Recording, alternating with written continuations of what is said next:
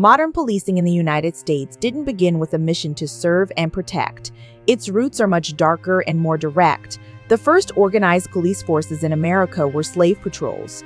Formed in the early 1700s, particularly in the southern colonies like South Carolina and Virginia, these patrols were created specifically to control and terrorize enslaved Black people.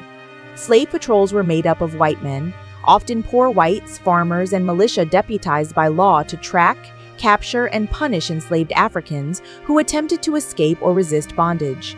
Their job was to patrol roads, search slave quarters, interrogate Black people without cause, and brutally suppress any sign of rebellion.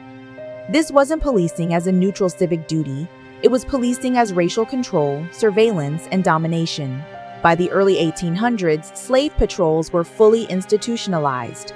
Local governments passed laws requiring white men to serve in patrols as a civic responsibility. These patrols operated with impunity, enforcing laws that dehumanized Black people and protected white property, the property being enslaved human beings. The language of keeping order and preserving peace often masked the reality. Their role was to protect a system of racial slavery and ensure Black submission through fear. Even after slavery was abolished in 1865, these systems didn't disappear. They evolved.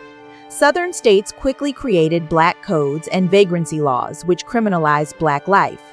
Freedmen could be arrested for not having work, for loitering, or even for walking on the wrong road.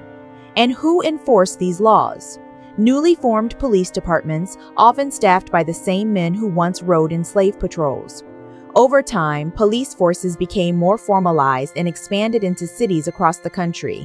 But their primary function in many communities remained the same: control of Black populations. During Reconstruction, Jim Crow, the Civil Rights Movement, and even today, policing has disproportionately targeted Black Americans. From over-policing in Black neighborhoods to excessive use of force and racial profiling, that original mission of control has never been fully dismantled. Understanding this origin matters. It challenges the narrative that policing in America was ever neutral or purely about public safety. It forces us to see how deeply racism was built into the foundation of law enforcement in this country, and it calls us to reckon with the legacy that still shapes our justice system today.